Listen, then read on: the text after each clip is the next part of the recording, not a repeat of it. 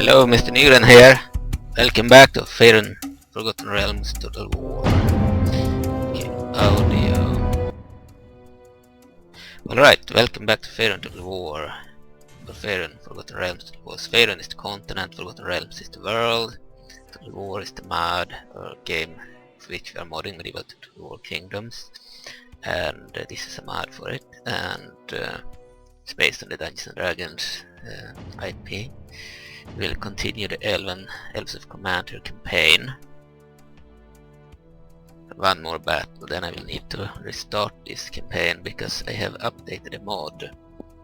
First I updated this version with unit cards, so we have 2 new cards for the Elves of Cormanthyr, the faction I'm playing.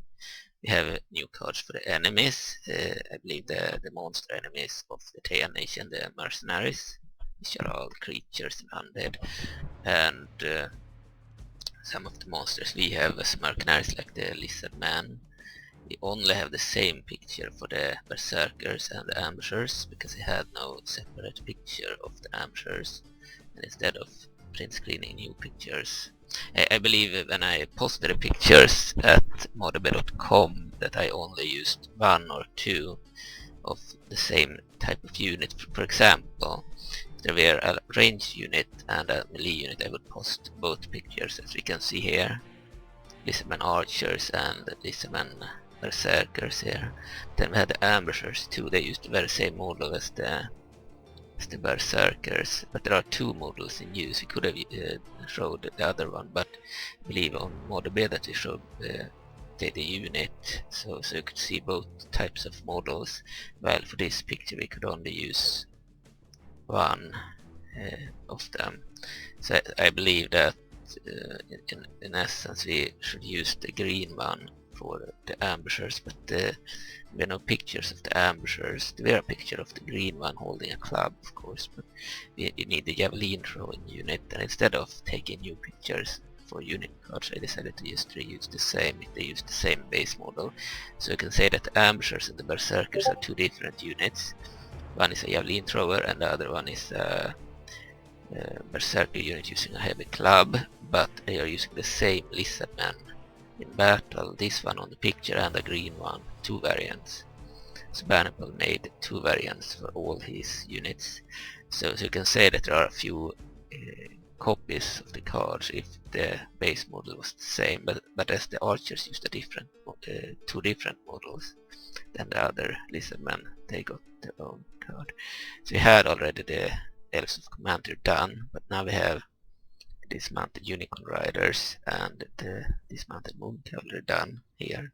For Aglarond we have the dismounted knights and the dismounted Yearwood riders, and then we have all the mercenaries and undead units of the Thayan Nation and all the Thayan regular units. We do not have the new mercs that were added in 2025, but all the ones that came with the roster from 2017 have cards now. And we could just continue this campaign and use the cards. They work fine with an old version of the mod and with an old save. They are save game compatible. We are about to play this battle here, so we will play it. This will be the last battle, because then I want to restart, because I changed other stuff too. For example, I removed the rebels from the playable factions. That was just a mistake I had done previously. I believe it would have been save compatible, but then I also fixed issues in the custom battle menu in which you couldn't play siege battles, or you needed to click on multiple menu buttons until randomly they would show up, and sometimes they wouldn't show up at all. So you had like locations from the Faerun War unique map from different regions of Faerun War where you could play battles, but you couldn't play siege battles, which I only managed to do when I clicked on multiple menu buttons and randomly they would show up. Otherwise it wasn't possible. So I added the vanilla siege custom battle maps that you cannot use for siege battles, the ones that have an X before the name of the battlefield, which means you cannot play siege battles there. When I added those vanilla battle maps, I believe that the ones that do not have an X, the ones from the Faerun map, all of a sudden like re-enabled the siege battle, so now you can play everything from forts to villages to towns to large towns to cities to large cities and huge cities, and moat and bailies, wooden castles, fortresses and citadels. Previously couldn't do that on the Faerun battle maps, but by re-adding the vanilla battle maps with an X in front of the name, then that somehow fixed the issue with the actual Faerun battle maps not being able to select siege battle maps and fortifications.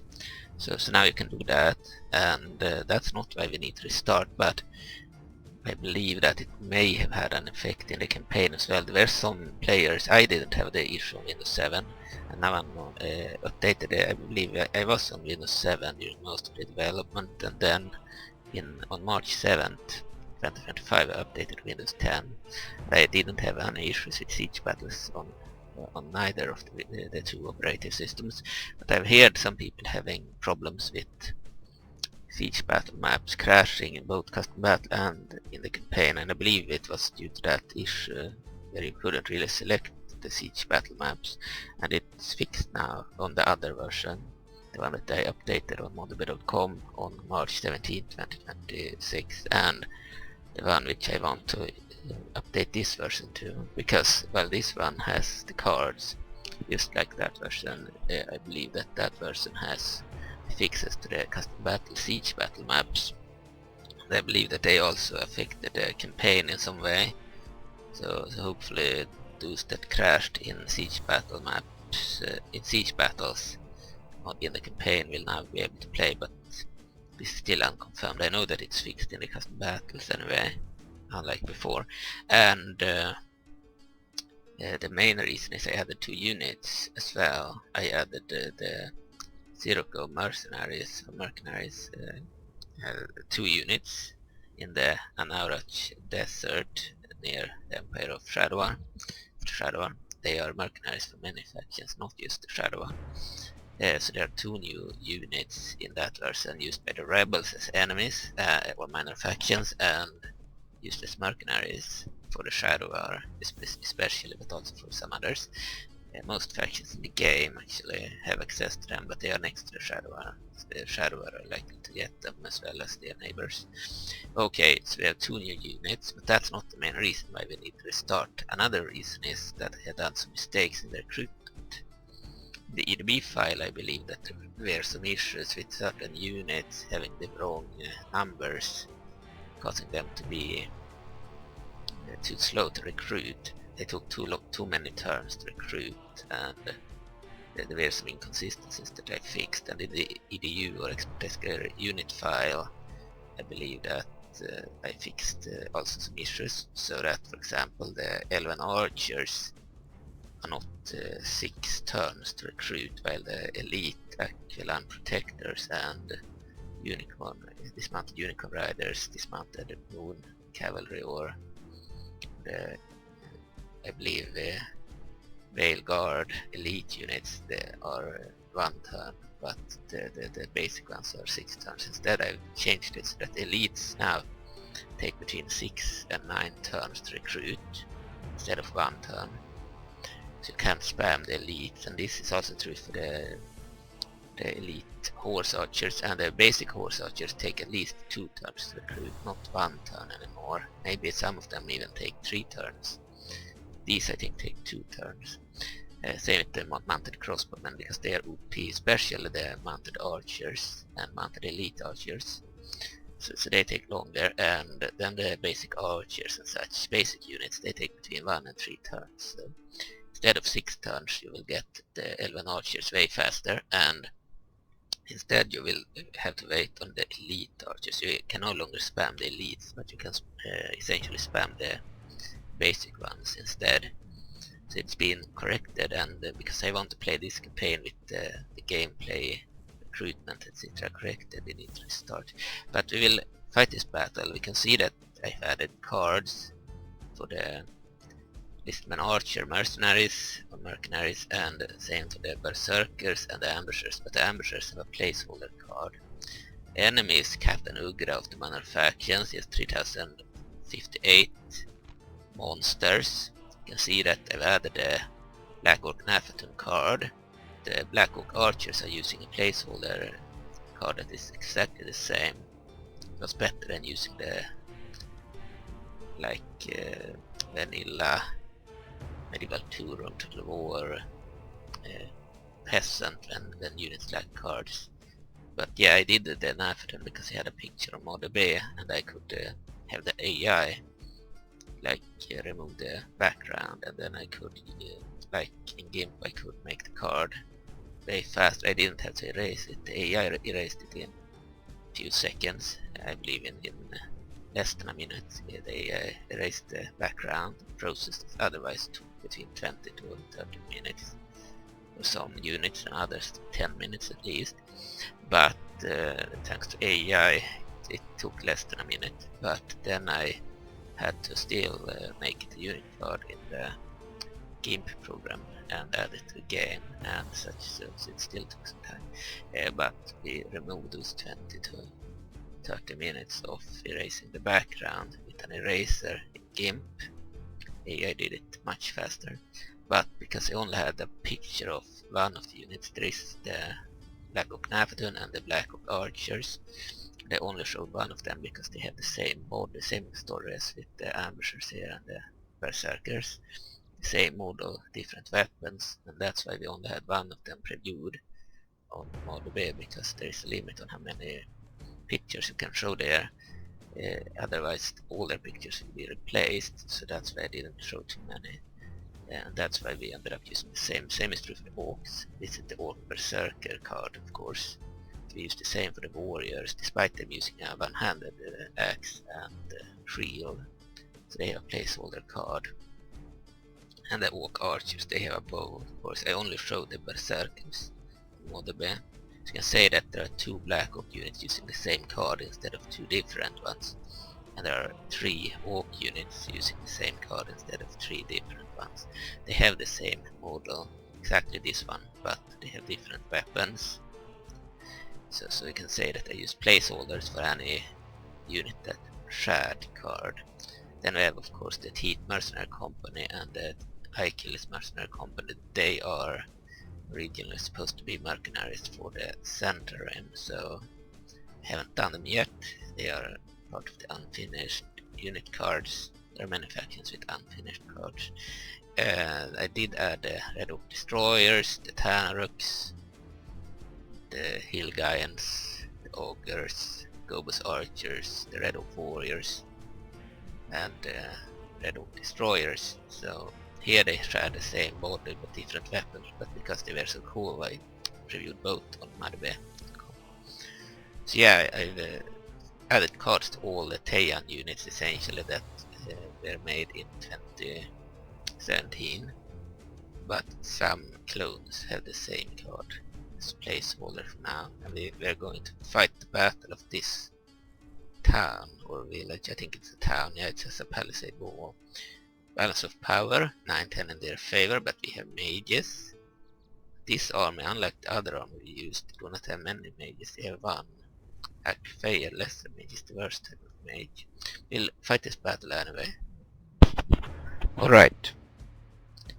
We've already fought 2 other battles against similar rebels, but unlike those rebels, I believe this army has I believe they have a few other units that the other one didn't have.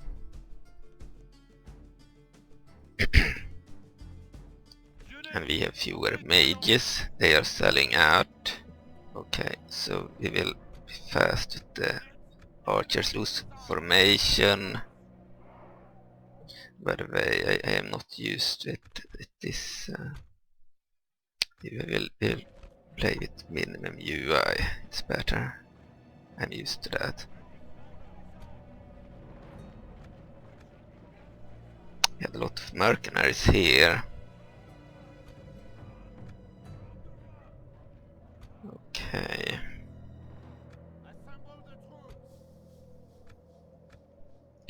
Okay, we will lose formation and circle and shoot with the horse archers.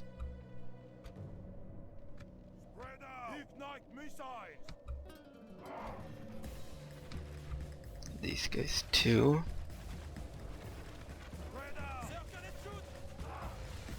And a lot of horse archers of different kinds.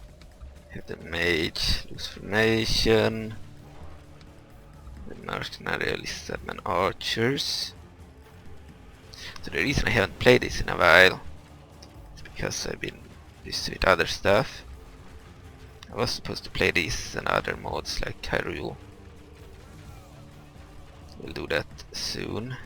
I wanted to do one more video here because we added the cards. I want to show that.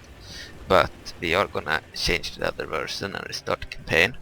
So I had one video made previously, 2 videos, but they were originally one play. Where in the first video I went through the menu and spoke about all the factions and details and stuff, and then started the campaign at the end of the video. And then in the second video, the first part of the actual let's play, I played for 3 hours or 50 minutes or so, 3 hours 50 minutes or so, where I conquered at least 2 areas from rebels with a different army. This was the second army that I sent to the other side, towards the forest of Cormanthyr. And yeah, this is the first battle with this army. The other army was sent towards the rebel areas in the south coast or whatever, south coast. So we are fighting similar monsters here. Pretty much the same units, but they had a few units that were different. I think previous 2 armies didn't have the hill giants. They are new here, I believe.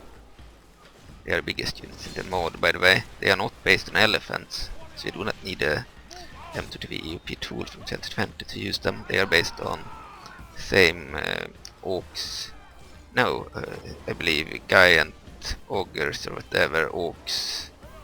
I believe the red orc destroyers and warriors are based on the black orcs from Warhammer, Warhammer, the original mod from 2009, and the hail giants are based on a different monster. I believe they are based on the Emiriai champions of Warcraft of War, which are in turn based on a unit from Warhammer, but I don't know which one. And they are not elephants, which is good, because elephants crash on Windows 10 or 11 unless you use the creature fix of the M2TV EOP tool, which is sad. Cast spell, lesser restoration, armor fatigue, own army modifier. It's good for her. Fatigue, okay. Lizardmen Ambushers, they are ranged. So we can put them in the ranged army too. These guys are melee. One of them is not. Yeah, it's a problem that we can't know for sure which one is an actual. Yeah, we mistake the ambushers for berserkers. We might have to add those cards later, but I did the cards based on the pictures I had posted on Modby. I didn't bother to take new screenshots. By the way, this is not how I used to play. It should be slide, so it's not stuck in place. And of course, that one should be slide too. This is how I used to play. By the way, I tried the Rex.exe tool for Road to War and M2X. But exe tool for Medieval 2, which is like EOP, but you place it in the main Medieval 2 directory or folder. Then all of a sudden all the limits are broken and you can essentially play Medieval 2 or Road to War with a lot of bug fixes and improvements, including all the limits gone essentially. You can essentially add more an unlimited number of units and an unlimited number of regions to the map, and you can make all the forts of this campaign of Faehr War. You can make them into regions, so they are proper cities.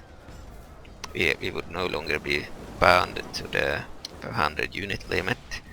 For example, as a Banipal planned a lot of units, but we reached the limit, and I told him that We have about 32 or so slots left. Where we need to remove ships and all the siege engines and such, and some my clone units. I added a bunch of dismounted units for units that originally were supposed to be mounted only, like this unit for example. And I did the same. For some dismounted units that were supposed to be dismounted. I added them as mounted. For example, the Thayan Knights of Thay. We lost our leader, what? They shouldn't fight in melee. They should use the... Now we use the power. Way that we could use it when leader was dead. Yeah, we needed these guys to bombard the enemy from afar. Okay, but the problem is that it requires a new feature for CPUs or processors, computer processors, that was, I believe, developed or released for the first time in 2013. And my computer was a gaming computer from 2009 that I updated in 2012 with a new graphics card, a new processor, a new motherboard. So I got my CPU in 2012. Then I managed to mess up the graphics card in 2013 because I touched it with my fingers and it stopped working. So I bought a new one in October or September 2013. And then after that I only really left the computer to stores whenever it stopped working and had them fix it up. So for example, they put in a new fan in like 2018, 2019 around there, and I added an SSD drive, a cheap SSD drive in 2020 to play Total War Warhammer 2, but it broke after 3 years, so like in 2023 it wasn't very good quality. So since then I have bought the best one on the market in 2023. I bought it in 2024 in September, I believe.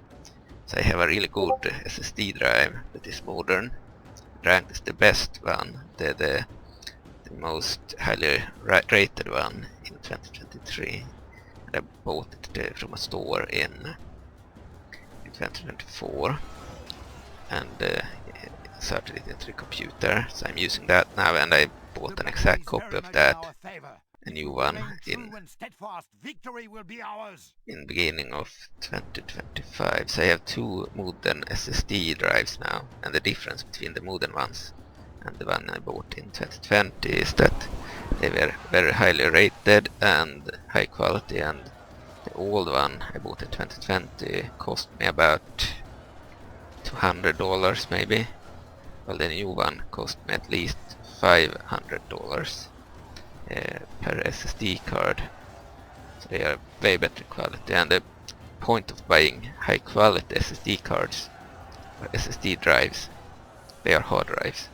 The SSD is better than HDD. The old HDD drives are extremely stable. They last forever. For example, the ones I got with the computer back in 2009 still work and have never been repaired or anything. So they last very long, and they can store a lot of games and such programs, but they are extremely slow. For example, when I played Total War Warhammer 2 in 2020, it took me 22 minutes to load between the map and the battle, and between the battle and the map. So you had to sit and wait for 22 minutes in the loading screen, which was unacceptable. That's why I bought an SSD drive.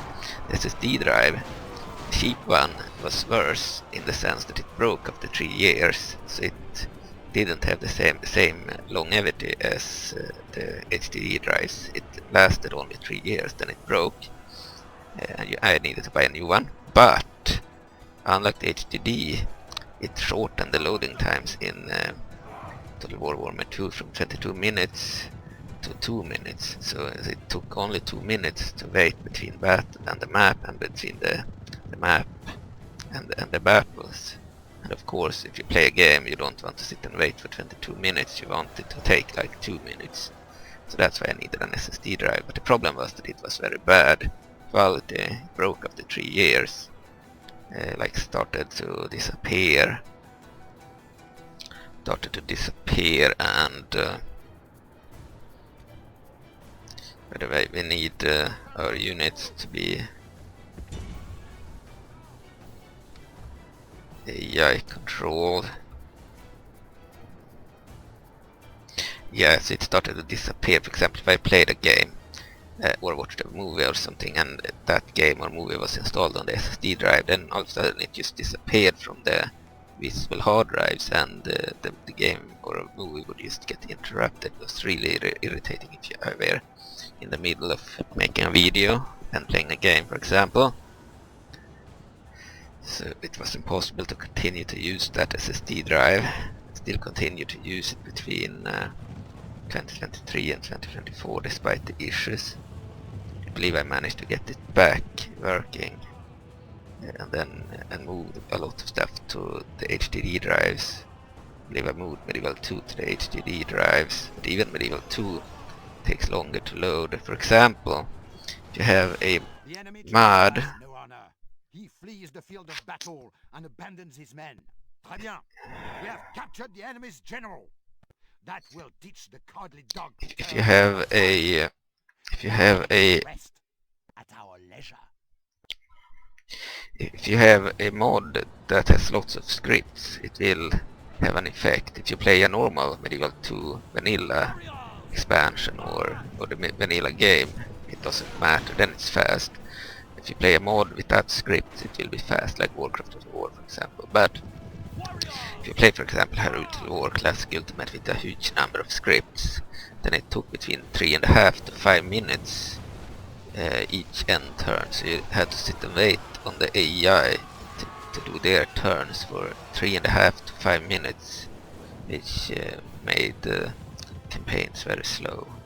Not as slow as Total War Warhammer 2 with 22 minutes of wait time between battles on the map, but still 5 minutes between end turns is really annoying. And I believe the SSD drive put that down to like 2 minutes. So instead of 5 minutes, you wait for 2 minutes. If it's 5 minutes on an HDD, it's 2 minutes or so on the SSD. It might be even less, 1.5 minutes. And if it's 3.5 minutes on the HDD, then it's probably less than a minute on the SSD. So it still had an effect. I prefer having Medieval 2 on an SSD, but I moved it to the HDD to prevent issues where the game got interrupted in the middle of a recording.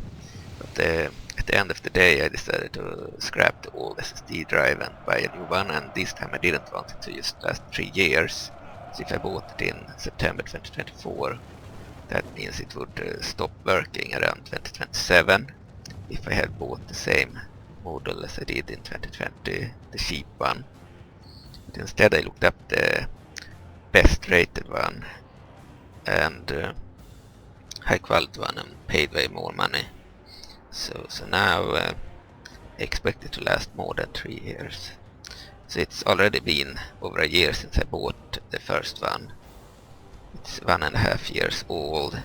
So if it was the same quality as the old one, if we remain true and steadfast, victory will be ours. Yeah, if it was the same quality as the 2021, it would have 1.5 years left. And the other one that I bought in 2025 would have 2 years left now. But because I bought a much better quality SSD drive, I expect it to last longer than 3 years. That was the point of buying a more costly one that was highly rated. The M2X and Rex.exe files that removes all the limits, they require 2013 feature that was added to CPUs made in 2013 or later, and my CPU is from 2012, meaning it doesn't have that requirement, so I get no reaction when I try to start the game using the M2X file or the Rex.exe file for ROM. So I cannot use that tool unless I get a new processor or CPU. Also the problem that some of my games can't run with my current graphics card. I have an NVIDIA GeForce GTX 780. It was new in September, October 2013. It is good enough to run many modern games like Cyberpunk and Total War Faehr, for example. Runs fine. But and it runs Palworld, but it can't run DirectX 12. I believe since I updated to Windows 12, Windows 10, I believe from 7, that it can run DirectX 12 games, but only up to version 11.0, and that means it can't run Robocop, for example, Rogue City or Baldur's Gate 3, because they use later iterations of these files. And I've seen that Star Wars Tour or the Old Republic have updated their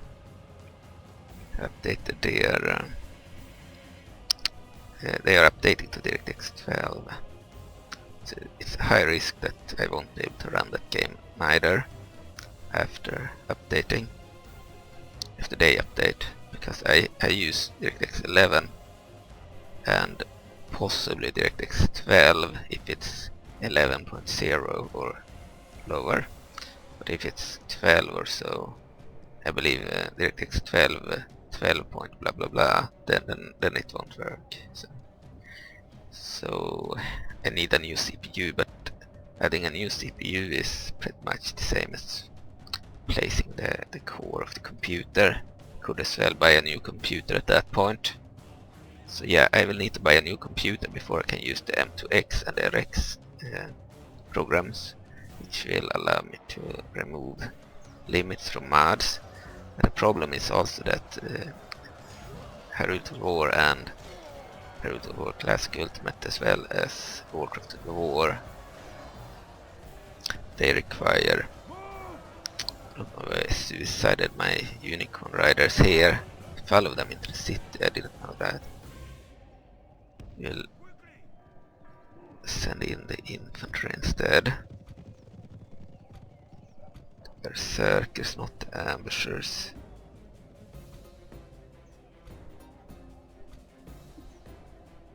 Okay. Send in the infantry.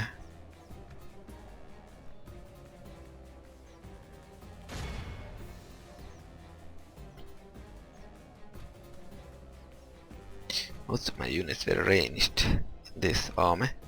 It's a ranged army.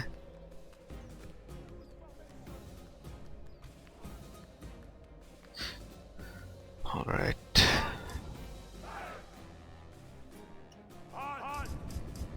Alright, so I want to use those features because it will allow us to add more characters and increase the map and all kinds of stuff, but for now we can't do it because my CPU is too old and I can't play some modern games because my graphics card is too old.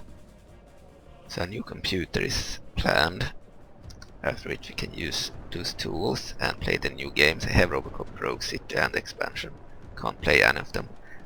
Baldur's Gate 3 I do not have, but I tried it and it had some issues with black backgrounds. You started it and it was fine. You could create the characters and start the game and see the intro and all that and play the game normally. Then when you changed from one location to another, the background went dark. That happens because the graphics card was outdated. So I need a new graphics card. Don't know why I sent the cavalry again. Thought they were controlling the infantry. Waste the unicorn riders. So if I restart this campaign on the other build, we will have less of the elite units and more of the basic and medium units, because they are faster to recruit there, and the elites are rarer, like they should be. So yeah, there will be some differences, but yeah, those tools, we want to use them, especially in Faerun to the War. That means Azerbaijan would be able to... He bought a new gaming computer in December last year. So he has an up-to-date computer. That means that he can use the M2X tool. I will tell him about it if he doesn't know about it already. But he might know about it because there was an article on motherb.com. So essentially he will be able to use the tool to get rid of the limits. Would allow us to have more than 500 units. Very important. If he is gonna continue making models, then there is no limit. Otherwise we're limited by 500 units, which we have already reached, and would be forced to remove units whenever we add new ones, which I counted we could do for maybe 32 units, but then we would have problems unless we remove the old ones by Vladimir, which we might not want to do. But thanks to that M2X tool, there is no limit anymore, so you don't need to remove a single unit. We can add all the new ones without removing any unit. We could re-add the ones I removed and keep everything else too. Essentially we need that tool, but as I said, my CPU is updated, his is not. He bought a new computer in December, and after I have bought a new computer I will have the same situation as him. That means that we might want versions of the mod that work on older computers too, because the new exe file do not run on older hardware.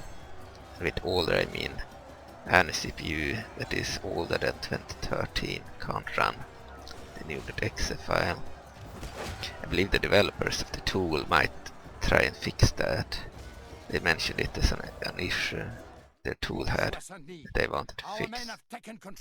So maybe they will allow older computers to run the exe tool later. For now it's not possible.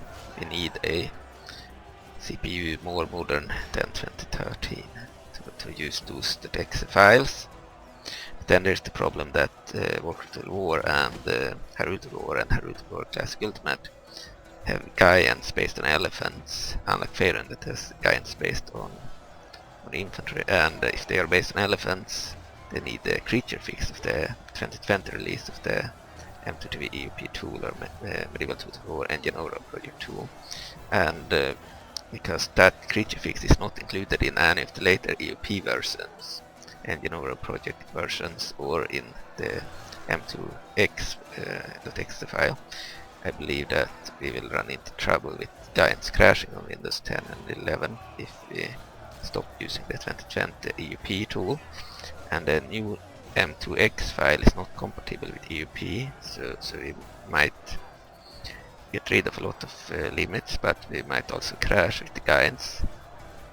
Now in our foe is utterly vanquished. on the battle, 100% enemies killed, 2% allies killed, went pretty good. Well, okay, we killed 2615 enemies, 512 men lost, very good. 1369 men remaining. Enemy had 2058 monsters, 0 remaining, killed 494. So yeah, we were pretty OP. Garch was the region of settlement. 1388 DR is the year. Statistics. Casualties inflicted. Coronal Guards, General, Mage Unit, killed 486 enemies. Moon Cavalry killed 163. Unicorn Riders killed 216. Moon Cavalry 284. Oh, the Unicorn Riders here killed 622. They were the best unit here. Right, so we won the battle. So what I'm saying is that we might run into trouble with Warcraft War and Heir Total War because of the giants.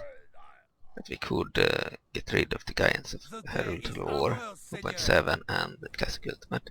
Then it would work fine. The giants in Heir Total War are mostly just heroes like Majora himself, King Ganon, and some others. So it's just some heroes. If we get rid of them, the rest would work fine, I believe. I could be wrong. Maybe there are some Goma spiders that also would crash without the creature fix, so maybe some of the monster spiders would have to be removed as well.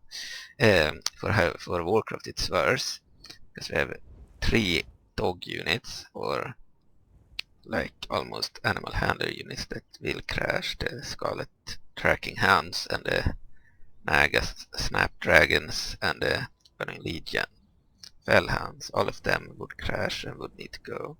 And then we have, I believe, we could get away with probably re-rigging them if Krell or Band Chieftain is willing to. He's the same guy, Krell on the Discord.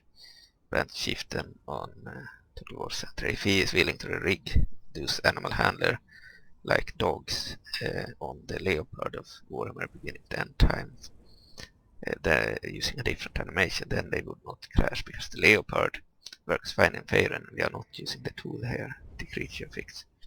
So if he rigs the dogs on a different animation, they would work fine without the tool. But the giants are a problem, the ones that are based on elephants. And there are 37 giants in Warcraft of the War. Everything from Naga brutes to sea giants to molten giants and others. So yeah, we would be in trouble unless we remove all those 37 giants and the 3 dogs. And that's like it's literally 40 units we need to remove from the mod, but it could be worth it, as that would enable the mod to use the latest version of EOP, but I don't know how to use it.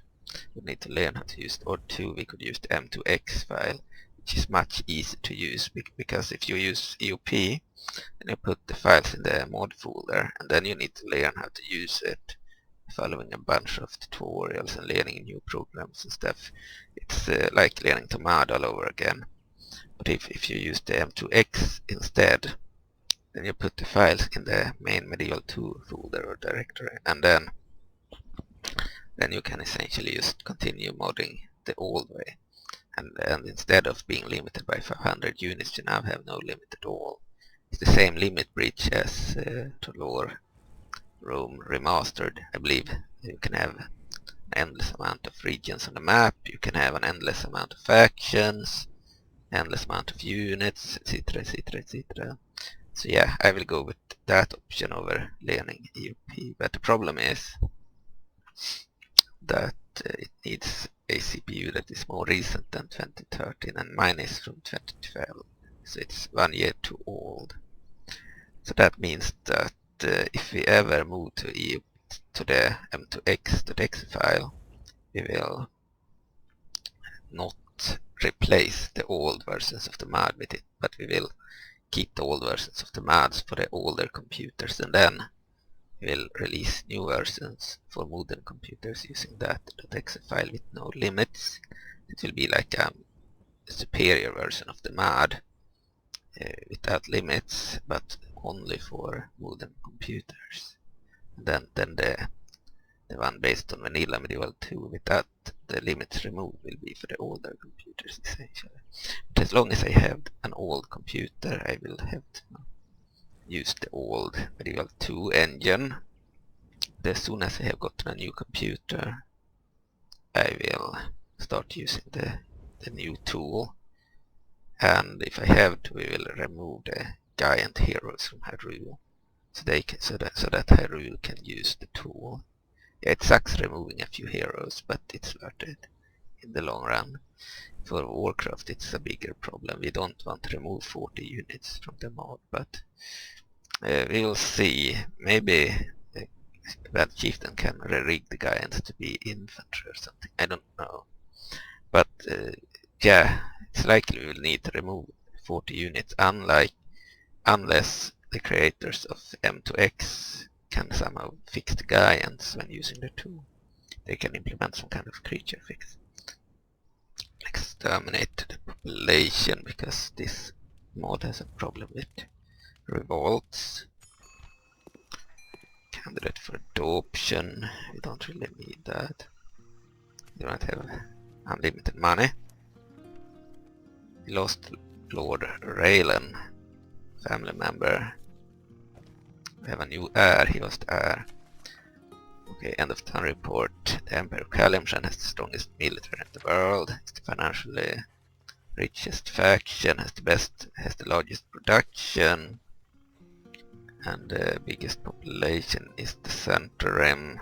overall the Empire of Calypso is the strongest faction. We took the town of Gvarch, held by a bunch of monsters. Here we have a Telzone diplomat, the dwarves. Scots think highly of you, sire.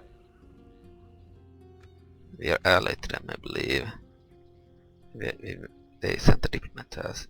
So we are allied to the Lords of Waterdeep and the Dwarves of Telzone. In the beginning of the campaign we had no allies. We were at war with the minor factions. The rebels in this mod are minor factions, same as in Warcraft of the War. Lords of Waterdeep and the Dwarves of Telzone.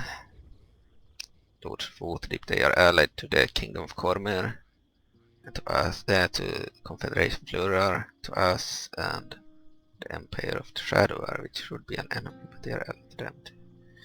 Duchy of Baldur's Gate is an ally too, and they are only at war with the minor factions. Dwarves of Telzone, they are allied to us and to the Confederation of Flurar.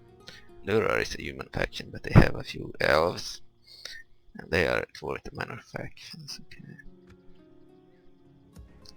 What about others? Kingdom of... let's see... King of Cormanthyr is allied to the Waterdeep faction. Not at war with anyone except the minor factions. Everyone is at war with the minor factions. Kingdom of Faehr is at war, is allied to the Duchy of Baldur's Gate.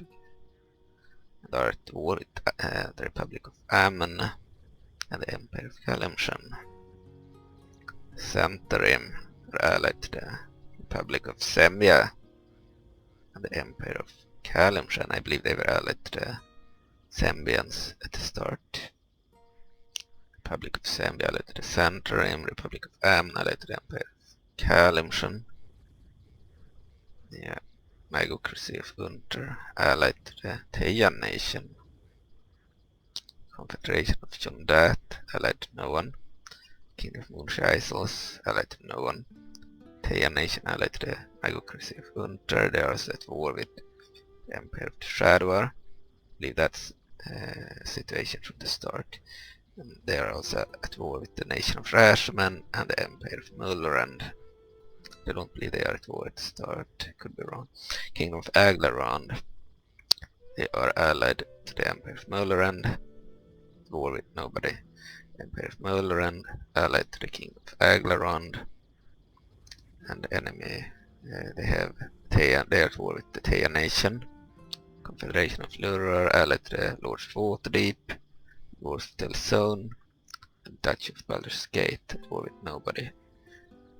The Empire of Calypso allied to the Centaurim and the Republic of Ammon, and at war with the Kingdom of Faehr.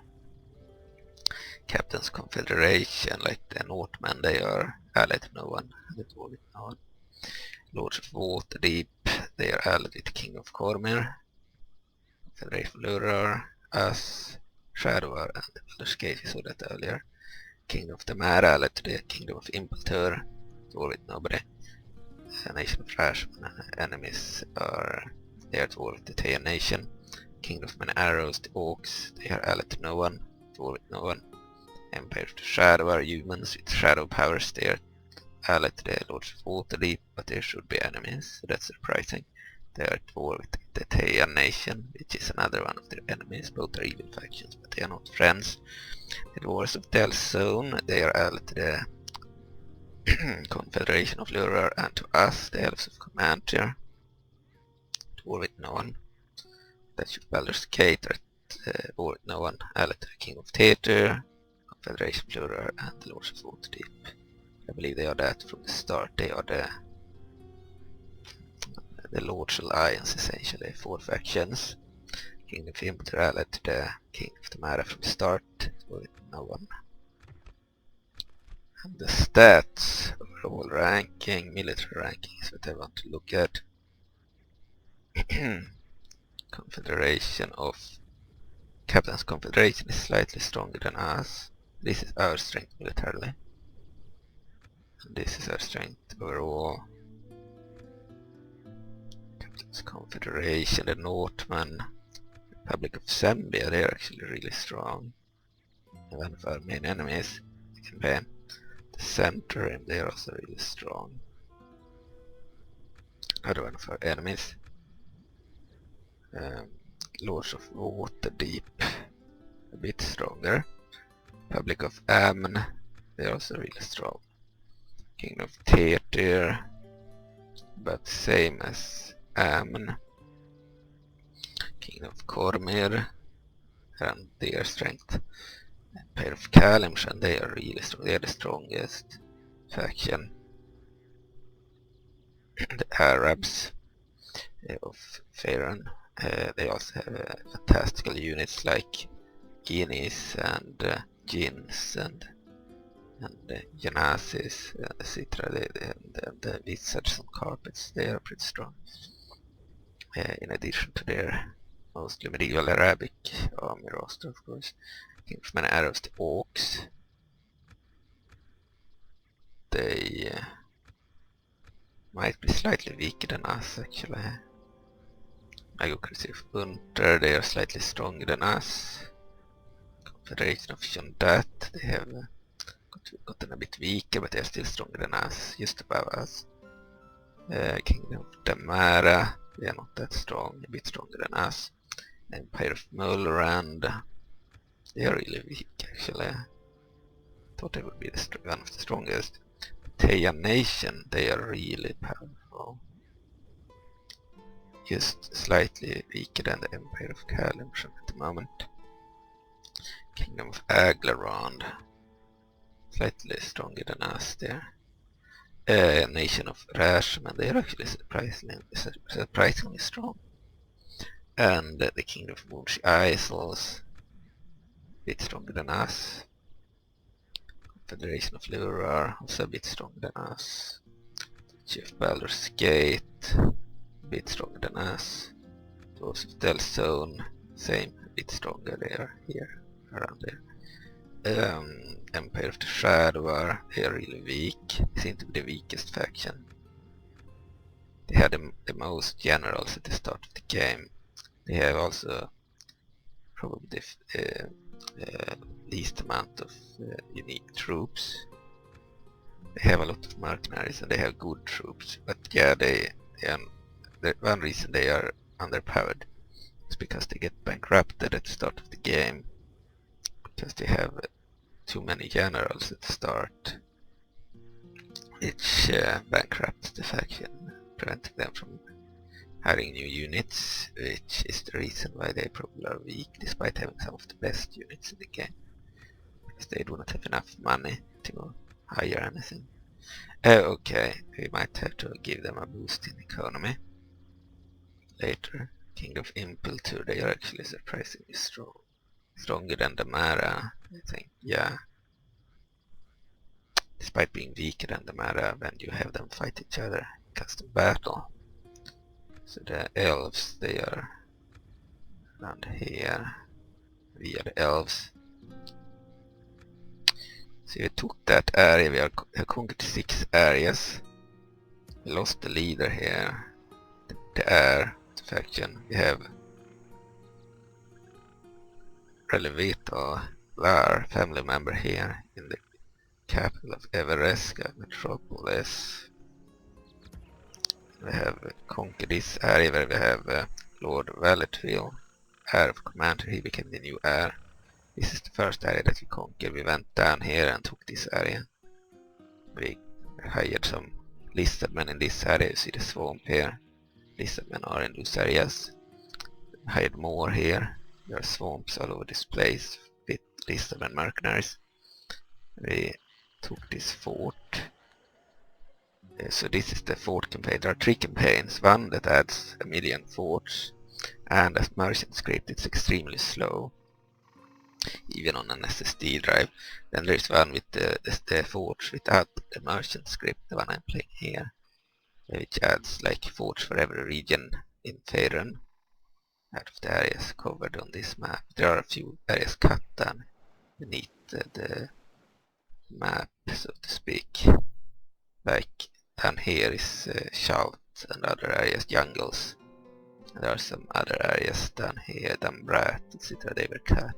But We have fort representing all the cities that didn't make it as cities, because in medieval total war there's a limit of 199 cities, and anything about that was made a fort. Because this campaign is not using the, I believe the merchant script, it's much faster. It's almost as fast as the one that doesn't use the forge. But we are using a named forge script here, so we have names for the forge. We used the Saxon vanilla faction for the names, the same faction used by the Kingdom of Infantry. So essentially this campaign has a lot of forge, unlike the main campaign. And the main setback with forge is that AI will turtle more and defend more. They are like defensive bastions. Well, the campaign that doesn't have a lot of forge, the AI is more offensive in that campaign. They do not have enough, as many forge where they can turtle. And if we were to use the m2x.exe file, which I can't do as long as I have updated hardware, but whenever I get a new CPU or computer, then we could essentially turn all these forts to cities, and we have the names and everything. So instead of using forts, we would add them as proper cities. So this would be a proper city instead. Here it's the edge of the high moor. It's a fort in that region. Orogot looks like a castle. So yeah, we would add this and any other fort as a proper settlement. And we would not have any restrictions on the number of units. We would add any cut unit. And then as a Bannable could essentially just send his models whenever he makes them, and they would all make it into the mod. But because I'm on updated hardware, I cannot use that tool. It just doesn't react when I double click it. So yeah, I need a new computer. Then after that we could add all the fortress real settlements. We could add all his new units as new units with add remove missing unit. Perfect. And we could add the cut units that cut, like some siege engines mostly. We do not have to remove units when we add new ones. Here we have a village, but it's a fort. The difference with forts is that you cannot recruit from them, and they do not count as cities, they do not have populations. You can put troops here and defend, and they have some defensive mechanisms, but like this is a village, so you probably would not have a wall, but others will have walls. For example, this one would be a castle, but you cannot recruit from it, you do not have a population, it doesn't count as a region, it's placed on a different region, probably this region of this settlement. If we were to edit the map and make it a settlement, that will change, but I don't know if Geomod is able to add it as a settlement, as there are some limits, and maybe Geomod is based on those limits, I don't know. But there's another way of changing the map using Photoshop or GIMP. I would need to learn how to use GIMP in this regard. I know how to use Geomod, but I don't know if it works. But yeah, we would turn all the forts into proper cities. Here we have another general, Coronal Coronal of Cormanthyr. Coronal of Cormanthyr, the leader. This is the army that conquered the two rebel areas here. Orders? Oui. Today's march ends, mon roi. And I believe this is a minor faction settlement. Take that fort. Okay.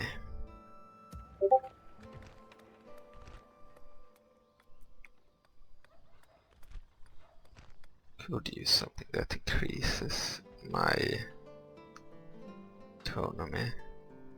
So see here, this elite unit is only available from Evereska, and 9 turns, that's good. This one had 1 turn. I changed that. Should be more turns in the public release now. So the version I'm playing here is the one I released on New Year's Eve or January 1st, 2026.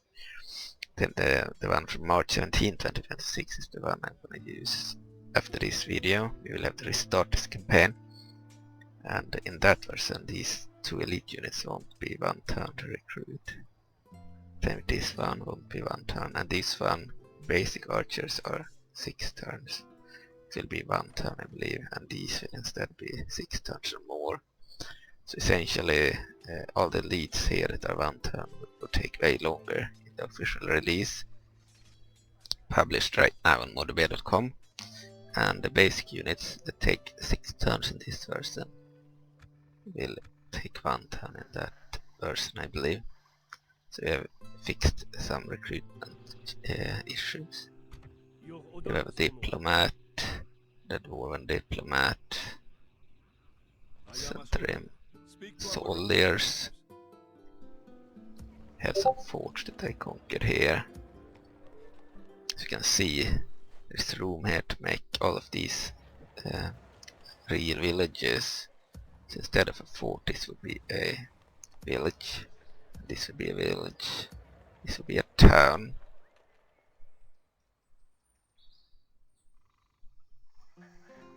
And this would be a village.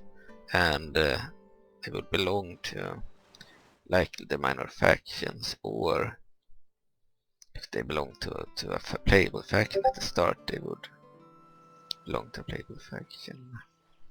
But unlike the other cities, they wouldn't necessarily have any troops. Unless they had that in lore, I would have to read up on it. But yeah, there are a bunch of minor faction forts that would all become cities, and that might require me to add minor faction garrisons there too, so they are not empty at the start. Forts are worthless. They are good defensive positions, but you cannot recruit from them or anything. I believe that the latest version of Medieval to War Engine or Project 2 allows us to make forts essentially work like cities, function like cities. You can recruit from them and stuff, but I don't know how to use EOP. And with the M2X file, we would not need to use EOP. We would just change these to settlements, because the limit of 199 regions is removed. We could have also the limit on map size is removed too. We could have a much larger map, but I would not do that because I don't have proper skill in changing maps. I do know how to add regions to through the geomod tool, so if that's possible, we'll use geomod. And otherwise, maybe Band Chieftain or Kral, my teammate on Warcraft of War, who also is a huge fan of Dungeons and Dragons and Faerun, he might be willing to help. So essentially we would change the map to use the fort map as the main campaign map, and then we would change every fort to a settlement. We already have the names, and we already have the levels. Ladvid already added like villages, for the areas that are villages and towns and such. So, and you can see who they belong to as well. If they belong to factions, they have those colors, and if they belong to the minor factions, we will just have to see what region they were placed originally. So, for example, this area is a rebel area, but Elturel. By the way, we can have an unlimited number of factions too. So it could essentially make every single city-state into a faction. Then we would just need units. But smaller factions, they could be like minor factions that work like real factions, but with very few units. The Elturel could be its own faction, for example, using 5 units or so. but there is no limit on units, so it's only a matter of if anyone wants to do it. Okay, so but yeah, I would make all the forts into cities, and could be an idea to make more factions, maybe add more factions. Even if they use rebel units, they could be their own factions using clone armies essentially, and they don't need to be playable. They could be their own factions with unique banners. There's no limit to more. If we use M2X, I just need to update my computer first, which I will do coming months, I believe. If not this month, maybe next month or the month after that, or in July, but I think at the latest during the summer.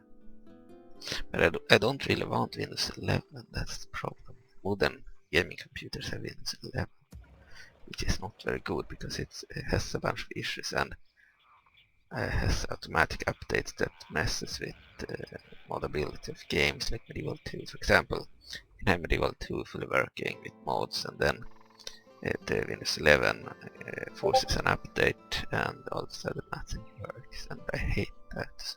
I would prefer if it had like Windows 7, but modern games don't work on Windows 7. So it's not an option, and we want that tool. It certainly won't work on Windows 7, I believe, unless of course it's based only on the CPU, then it might work. But it also might require the latest run times and such. So yeah, I don't know, but it's likely that we will use I know some people are using Linux now instead of Windows, but Linux would cause trouble for different versions of the game, so I don't know.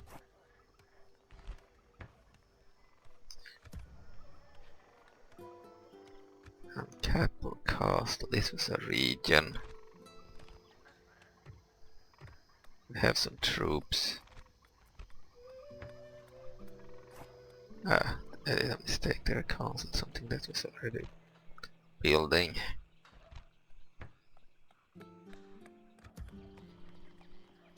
Alright, we need a new computer. That's all the areas in the forest, tangled trees, town. Very few units. You can see we can hire these, one turn there, OP. The wizards should be cheap because they are 10 turns recruitment. I didn't change that. This is a diplomat, okay, not a wizard. So these guys, one turn, they are basic. But this one 6 turns, it should be 1 turn, which has been fixed. This one is 1 turn. This mountain version of that unit, but it will be 2 turns or 3 turns in the release. Sembra, the rebels. Silver Raven, they are essentially human rebels. We have Semberholm. We have almost recruited one of the archers, it took us 6 turns. And we have 2 turns left, we have waited 4 turns already. Okay.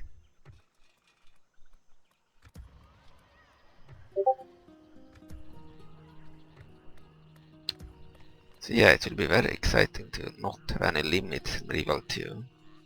But even with the limits removed, we would get into trouble with certain things. Even if we have a new computer. Windows 11 could cause trouble, and even if it doesn't, we would still need the ability to actually change the map. And if Geomod doesn't work because we have too much stuff placed out, I would need to learn how to use GIMP. Maybe Bent Chieftain would be willing to change the map, in the sense that instead of we won't make it any bigger, but instead of having forts we would make them into proper settlements, and then instead of having rebels all over the place, we would add additional factions, so they would be factions in their own right, with their own units, and then we could just let them share units. The minor factions do not need their own unique separate rosters, but it would be good if they were their own factions instead of rebels. Okay, so all that will be possible. And me and Asbanipal had spoken about adding the Dark Elves or Drow, which will be possible, and without the unit limit he can essentially just send me units and they would all end up in the game. But I need a new CPU for that tool to work, and I need a new computer. So we'll see. There are ways I can get a computer fast if I sell one of my mopeds that I haven't used in years. And I could essentially buy a computer immediately. So we'll see if I will do that, or I will have to save 3 months or so before I can buy it. Or I can use my phones, but I don't want to do that. Then I could also buy it immediately. But anyway, thank you for watching. You can watch one and turn.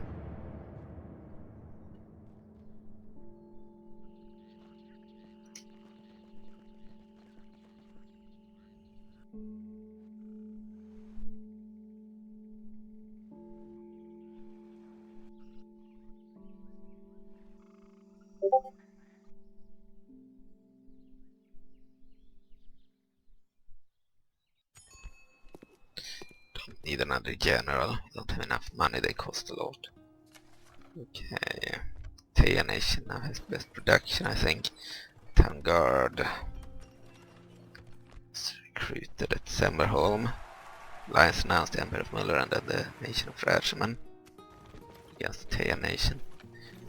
Okay, and the recruitment report. We have new Equivalent Spears in Semberholm, Equivalent Mounted Archers at Semberholm, and in Dunkapple Castle, an area we conquered. We now have some new units too. Equivalent Spears and Equivalent Swords, as well as Equivalent Mounted Archers. In Guard we have Equivalent Spears retrained. Yeah, it would be more interesting to play this campaign if all the forts were actual cities. A lot of cities. Let's check the map, by the way. Tokyo, Fao. What? Hate that happens. Okay, so this is the entire map of Faerun War.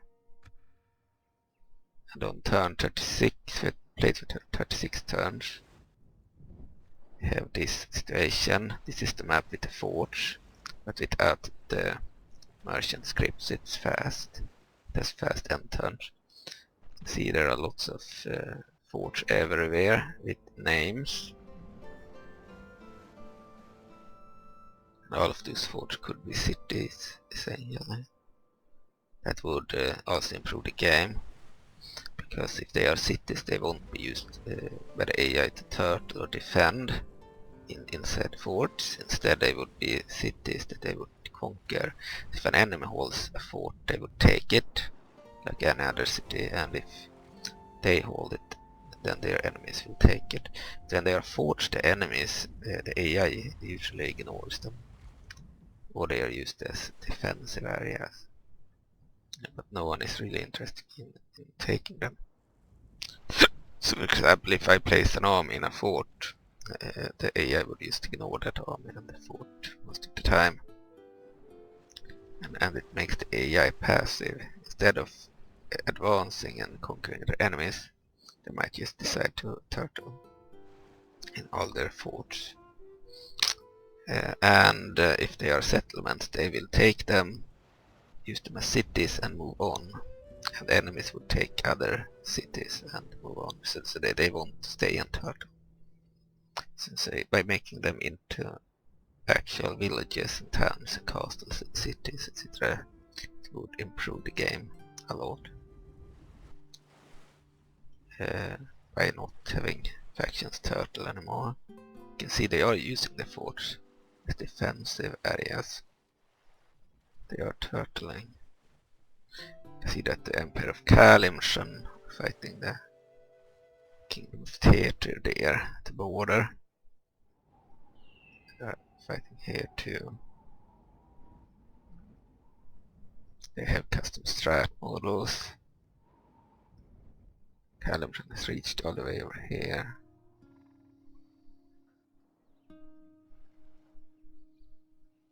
We have some ships. Here I have the center and they have areas a little bit here and there.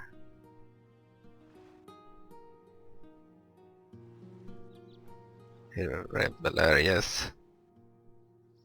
Kalimshan rebel areas. So the Moonshade have an area here. I had put them there because I thought this area was so boring. That faction, that was back when we didn't have Shandat. It's a Shandat area, I believe.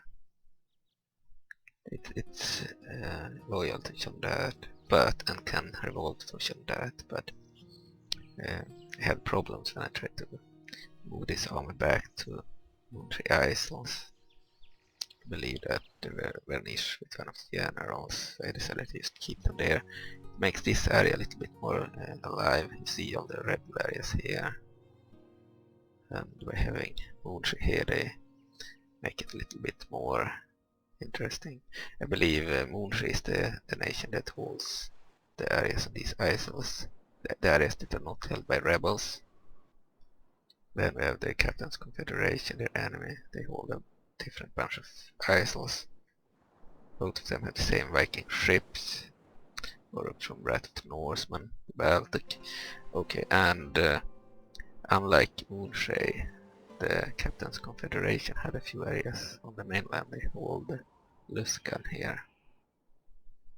I believe it's their capital actually. So they are taking part in the wars on Faerun. Well, Moonshade didn't do anything except attack other isles. So then I put them here. So they also have a role in Faerun. It will be changed, but well, it's more fun when everyone is in Faerun. Okay, and they conquered Innerlet. See all the forts here could be cities in their own right, with the limits removed. That would be very good.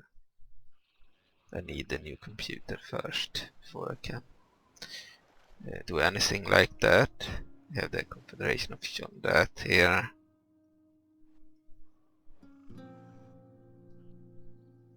So we are only using 23 slots, faction slots out of 31, so we haven't reached the limit of factions here.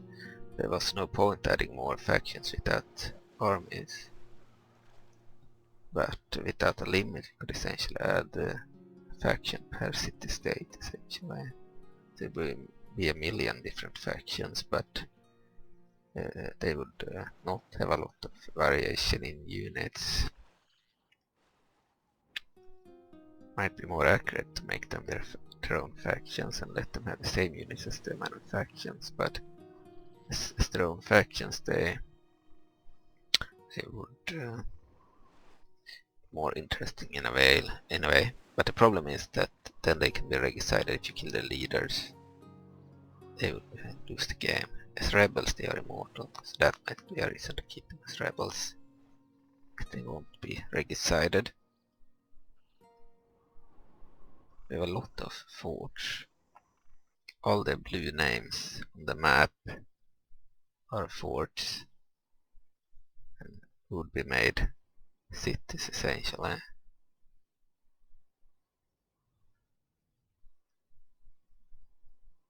When the limits are removed.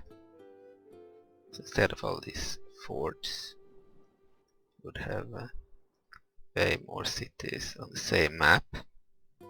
That's certainly one thing I want to do as soon as I have a better computer. Can actually use the M2X file. It removes the limit, 199 regions.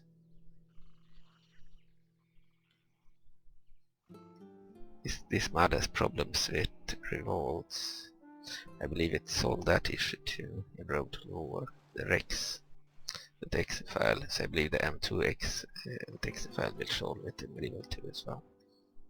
So it might remove the issue with revolts too. And other stuff, it improves the camera too. Allows the game to run using way more RAM than what the original game could handle. The original game had a limit of 2 GB RAM, and thanks to the large address-aware patch or 4 GB patch, it's increased to 4 GB RAM. But the new one has probably no limit, or at least allows 16 GB of RAM, which is a huge improvement over 4 GB. My current computer has 16 GB of RAM, but the game cannot use more than 4 GB.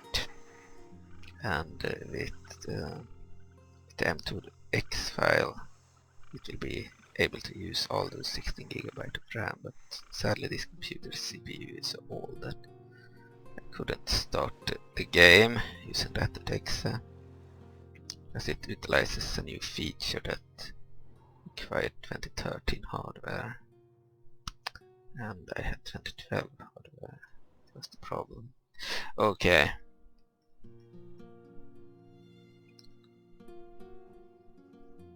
So we saw here that has a bunch of Forge 2. They conquered areas, I believe. They're about to conquer one area there. They held these areas from the start, I believe. They have not conquered any areas. Muller and Unter fighting over here. They have not conquered any areas.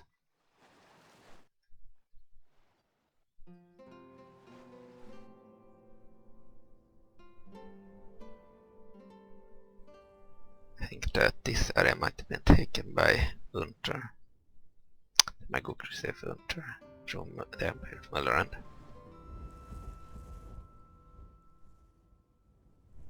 Yeah, Forge 2.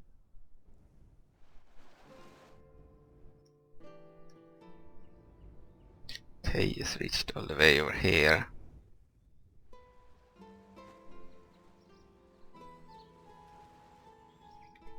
They seem to be winning that war. They've taken an area from Muller and Sultim. They're marching towards the Murgir. Around the Diplomat.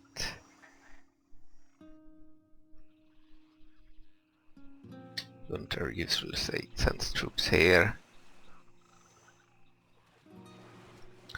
Litay took this area from Aglarond, Escalant, and this one, Glaronder. Aglarond still holds areas here, and they have cities here too. These are forts. The forts weren't intended to be forts. They were cities and villages and such, castles.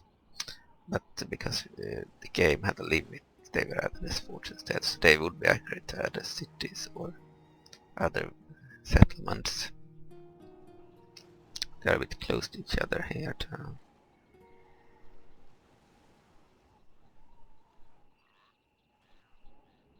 A lot of extra settlements would be added, for sure.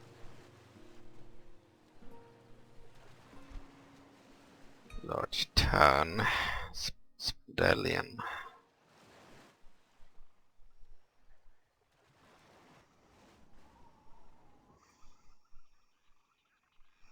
All these forts would add a lot of settlements to the mod. There are forts everywhere. Rushman has taken this area, Beacon Cairn.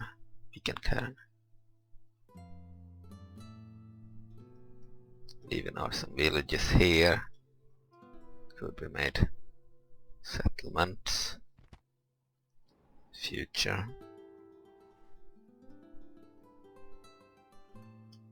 Would make the number of settlements more vast, and instead of working as turtle areas, the AI to just defend the turtle, they would actually become active battlegrounds that the AI would actually bother to conquer instead of just move around or ignore most of the time.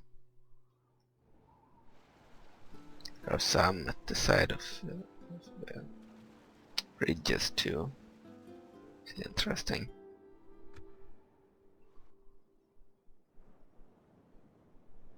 There are many. It will take a while to add all of them. You have the coordinates already and the type, villages, towns, etc. castles. So we just need the limit removed, and after that a new computer, and then I just use the M2X tool, and then the limit is removed and we can have more, but then we need to be able to either use Geomod or then have to use GIMP or ask my teammate on Warcraft of War if he can add them. We already have the coordinates and the names, they are already forged, so to speak, placed out on the map. So all he needs to do then would be to change them from forge into actual settlements, so that they will, instead of being forged, they will be real settlements, which would improve their mod quite a bit. And the AI's behavior, they no longer would turtle, but instead would take them and then fight over them. Forts are usually just ignored or used as defensive positions. They are not really the AI usually won't conquer them. They are usually left like empty like this. If they are settlements, they will never be left like this. They will be taken and used to recruit more troops.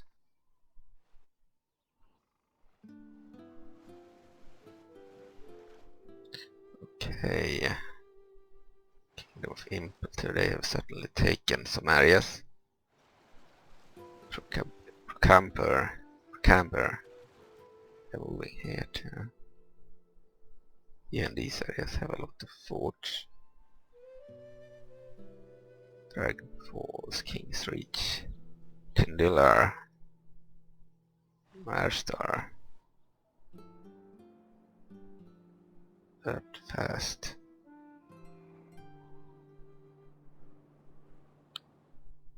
Yeah. There are a lot of extra settlements here.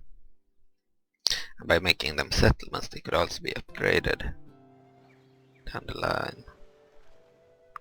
So this village could be turned into a huge city or fortress or citadel in the late game.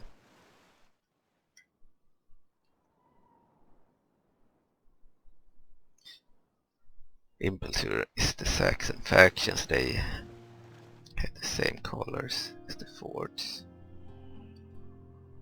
I didn't know that when I made them Impelter.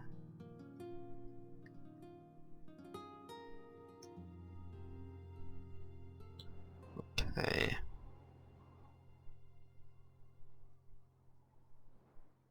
Yeah, lots of extra settlements. Vandal by the Rashman. The constant revolts, I managed to reduce them but not remove them. So I still need to find a way to get rid of the revolts, and I think the M2X tool would help with that.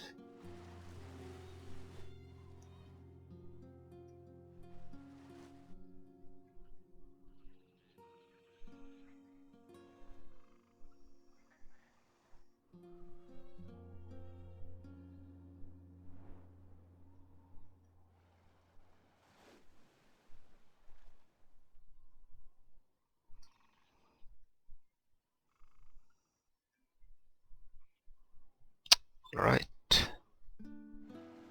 There are even some forts on the ice walls to become real settlements.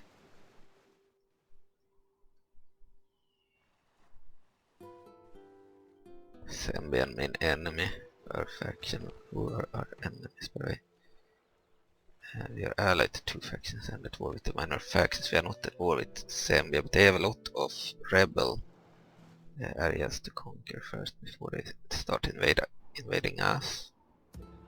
Back when we didn't have any rebel garrisons, they would just go for the forest immediately. Now they are focusing on their rebel enemies first, which is good for our faction. We are at turn 36 and the war hasn't started yet with Zambia or the Kingdom of Cormanthyr, their enemy and neighbor, which is also an enemy of us. They are neutral and Zambia is neutral. They believe that we have a goal to eliminate factions, King of Cormanthyr, Republic of Zambia at the center, and then we have to travel. So Zambia is our immediate neighbor here. Then the King of Cormanthyr, another enemy neighbor. They are neighbors to the forest. And Cormanthyr is also a neighbor over here. Pretty close, but Shadowver is another neighbor of Evereska, an enemy. And then we have the center, and they had some areas here too. They are a neighbor of the forest. In the north, they have some areas here too.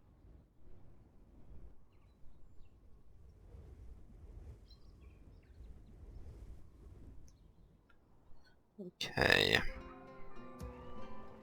We built up our forces here. They're mostly basic spears. You would have way more archers if you were playing on the recent version.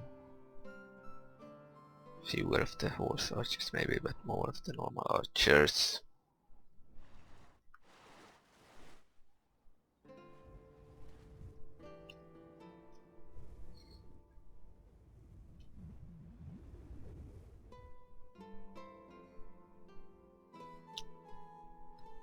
Empire of the Calumsian Empire has reached all the way over here.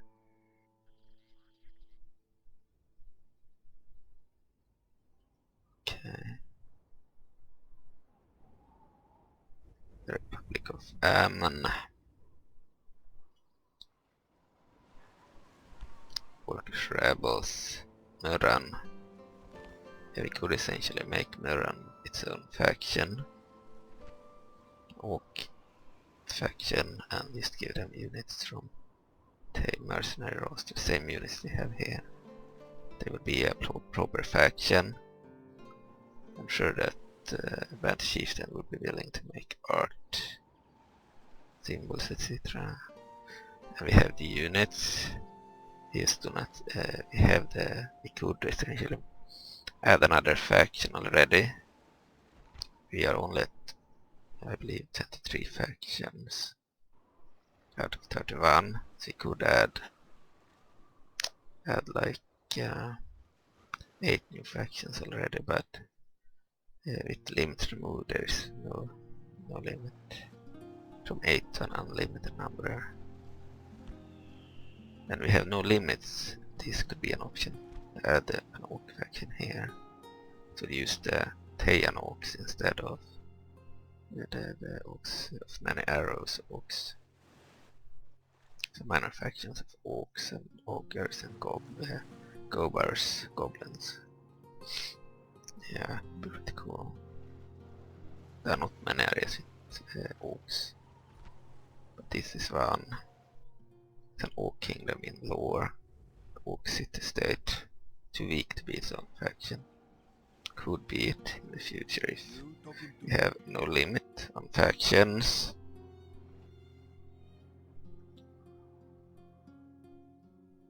We have Baldur's Gate, the Duchy of Baldur's Gate. They also have a bunch of forts.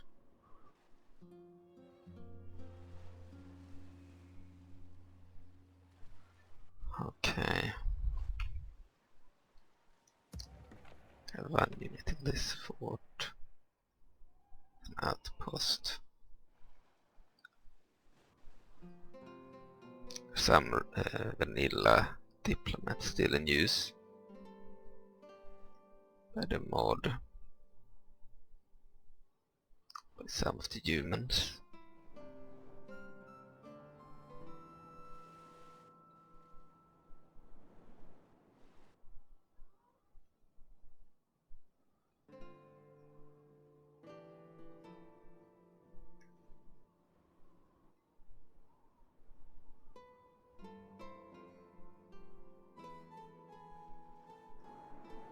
Here have a lot of forts next to Bryn Shander. Make this area much more important. Now they have 2 regions here. If you make the forts actual settlements, this area would be much more worthwhile to have, so you could recruit troops from all of these areas. Now you can only do it from 2 areas. Large town and the faction castle. Iron Master, a dwarven rebel area, and Bryn Shander, like a town with humans and dwarves and stuff.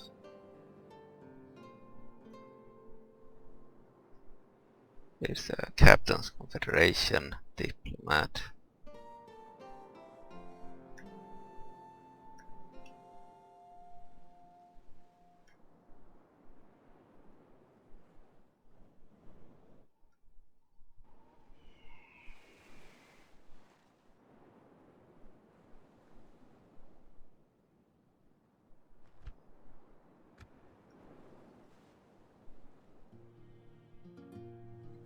Okay.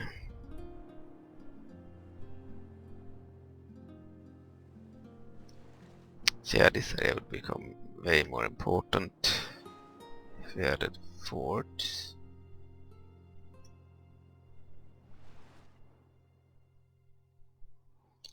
Made the fort settlements.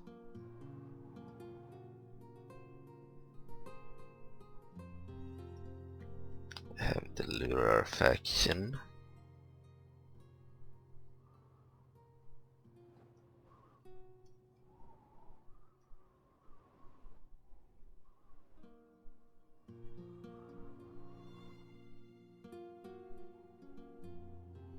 See on the map, they have expanded a bit. So many arrows, the dwarves, stealth zone.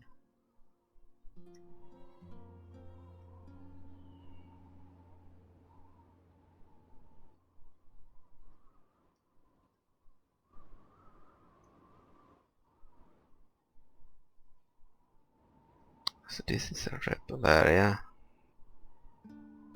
Another rebel area.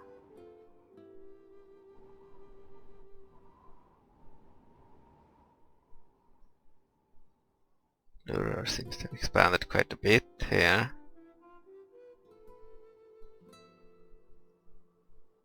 Taking a bunch of areas here next to the forest. The dwarves also have some areas. Shadow.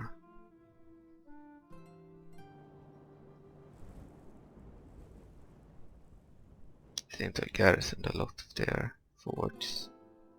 They don't have enough money to recruit new troops, since they decided to turtle in their defensive areas, some of them anyway. Yeah, if all the forts were settlements, we would have a way more interesting campaign. Look at all the forts that are empty. Problem with forts is that they are usually just ignored by the AI.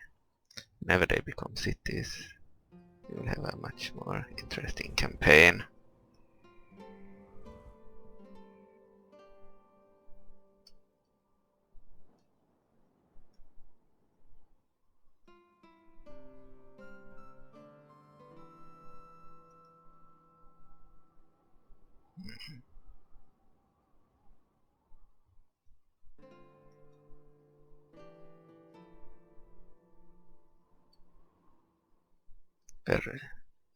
There are a lot of forts all over the place.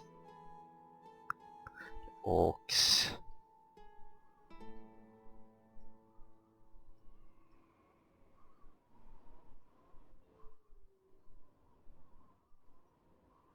They're pretty weak. Start. They have their capital, their keep, and they have this area, Carrock Camp, they had at the start. They have not really taken anything. The dwarves have their starting areas. Their weakness is that they have mostly basic troops, the dwarves, and then they have some elites in every of their starting areas. For example, Citadel Adbar has unique elites, and Citadel Felbar is other unique elites, and then there was a third one. Third unique elites, I believe. Mithril Hall, yeah. So they have basic troops from everywhere, medium troops from everywhere, and then they have some elites unique to their starting areas, because the dwarves is a coalition of dwarves. The dwarves of Delzone, the Mithril Hall, could essentially be a faction in their own right, because they have their own king, and then the Advar has their own king, and then the Felbar. So essentially there are three different dwarven factions that are allied, that have become one single faction in the mod, essentially. So there could have been three different factions. So all of them are different kings and different elites, and the elites are only available from their capitals. So if they lose one of their capitals, they lose the access to that specific elite unit. And if they take other areas, they will only get their basic and medium troops, I believe. Maybe there are some elite troops that are not unique, like 1 or 2 units, but for the most part, their best infantry is unique to their capital. Okay, thank you for watching. We won't continue this campaign because I want to play on the updated version. I'll do another video on that version. I don't know if I'll record from the start or will record when I play the same stuff. So usually in Medieval Total War Kingdoms, the campaign will never be exactly the same. So for example, if I play this campaign again on the new version, not only will the recruitment be different, but the AI will move different too. So we might be attacked by Baldur's Gate, or maybe attacked by someone else, or we might they might do different things than they did here, so it could evolve differently. But what we will do is we will build up our economy, buildings, and recruit troops, and we will take that rebel area and hire the Lizardmen Mercenaries, and we'll take the capital keep, the castle, and then we'll go and take the other castle, Gvanami, and then we'll go to that Gwarl or whatever area, Gwart or Gwarl or whatever, I don't remember, and take that area too. So we'll take the 3 rebel areas that we took, and we'll also try to take the same forts, but we will not necessarily have the exact same campaign play out. But we will essentially replay with that recording until we have those 2 rebel areas, and to the west, in the south coast, and the one next to the forest here. And then we will start recording again, and the AI might move differently. So you'll see, we'll take a look at the map before we start the next episode, and we will be about at the same place I were in this video, but with AI having moved differently and such, and the recruitment being differently, so our troops will be probably weaker. We'll have less of the horse archers and elite horse archers and elite archers and elite infantry, and instead we'll have more of the basic stuff, as it should be. And yeah, we will have access to the 2 new mercenaries, the Sirocco Mercenary Company, and they are horse archers and lancers, I believe. So melee units, they are light cavalry and medium cavalry. The horse archers are light cavalry using light horses, and the lancers are medium cavalry using lancers. But they have the same body for the rider, just different horses. One has a medium horse and the other has a light horse, and they have different weapons. They count as medium melee cavalry and light ranged cavalry. Okay, thanks for watching, bye.